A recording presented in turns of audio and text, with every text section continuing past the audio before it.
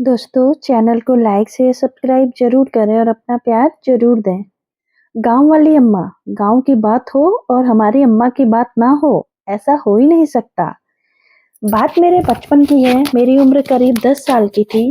घर में सबसे छोटी होने के कारण मैं सबकी लाडली, खासकर अम्मा की। वो मुझसे बहुत प्यार करती थी। अम्मा कृष्ण जी की भक्त थी। छोटे से लड्डू गोपाल की सेवा करती थी। उनके लिए हाथों से सुंदर सुंदर वस्त्र तैयार करती। मैं भी अम्मा के साथ छोटे से पीतल के लड्डू गोपाल को खूब सजाती। उनका बिस्तर बिछाती, उनके लिए मोतियों की माला बनाती। ऐसा था हम दोनों का प्यार। अम्मा बहुत ही स्वस्थ और एक्टिव थी। हमेशा लड्डू गोपाल को भोग लगाकर नहा धोकर ही नाश्ता करती थी। पहले लड्डू गोपाल को नहलाती, उनको सजाती, फिर कुछ खाती।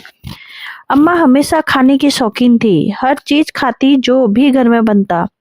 कभी कोई परहेज नहीं करती। मुंह में दांत नहीं थे, फिर भी सील पर बादाम पीसकर और देसी घी मिलाकर खाती। सारे फल खाती, यहाँ तक कि अमरूद भी खा लेती। पीस के खाने में उन्हें किसी भी चीज से कोई परहेज नहीं था। बस परहेज था तो दवाइयों से। दवाइयों का नाम सुनते ही वो गुस्सा हो जाती थी। अगर वो कभी बीमार भी पड़ती तो अपने देसी नुस्खे से ही ठीक हो जाती। अगर पापा उनको कोई गोली केले या चीकू के अंदर छिपा कर देते तो तुरंत पहचान लेती और खूब गुस्सा होती। तुम लोग मुझे ये दवाइयां देकर मारना चाहते हो, यही बोले थे ना।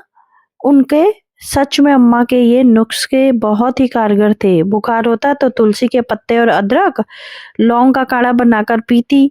पेट दर्द होता तो गुड़ अजवाइन और काले नमक की छोटी छोटी गोलियां बनाकर खाती। एक टाइम हल्दी वाला दूध पीती। सर्दियों में मेवा और गोंद के लड्डू खाती। मुझे याद है पापा का ट्रांसफर मेरठ से आगरा हुआ था। पूरा सामान ट्रक पर लदा था। बारिश भी खूब हो रही थी।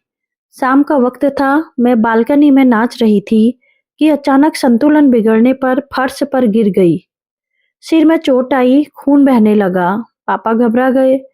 दौड़कर उठाया। माथे पर एक गहरा कट था और खून रुकने का नाम नहीं ले रहा था। सारा सामान पैक होने के कारण एंटीसेप्टिक लोशन भी नहीं था। तभी अम्मा से बोला, चिंता मत कर लल्लू, अभी गुड़िया को ठीक करती हूँ। उन्होंने पास रखे गमले में मनी प्लांट की पत्तियां तोड़ी और सिल पर बारीक पीस कर कटे हुए घाव को धोकर लेप कर दिया। थोड़ी ही देर बाद मेरे माथे से खून बहना बंद हो गया और दर्द भी कम हो गया। अम्मा ने कहा, घबराने की जरूरत नहीं है, सुबह तक गुड़िया को आराम आ जाएगा। मैं अम्मा की गोदी में लेट गई। रात भर अम्मा हर 2 घंटे बाद लेप करती। सुबह तक कटा हुआ माथा पूरी तरह सूख गया था और चिपक भी गया। मुझे टाँके लगाने की जरूरत भी नहीं पड़ी। अम्मा ने इसी देसी इलाज से मुझे बहुत जल्दी आराम हो गया। मेरी अम्मा 102 साल तक बिना किसी दवाई से जीवित रही।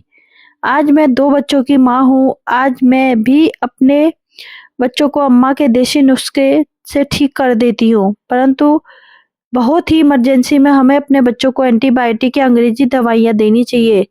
दोस्तों, ये घरेलू नुस्खे हर दादी की पोटली में होते हैं। अगर आपकी दादी की पोटली में ये नुस्खों से भरी है तो इसे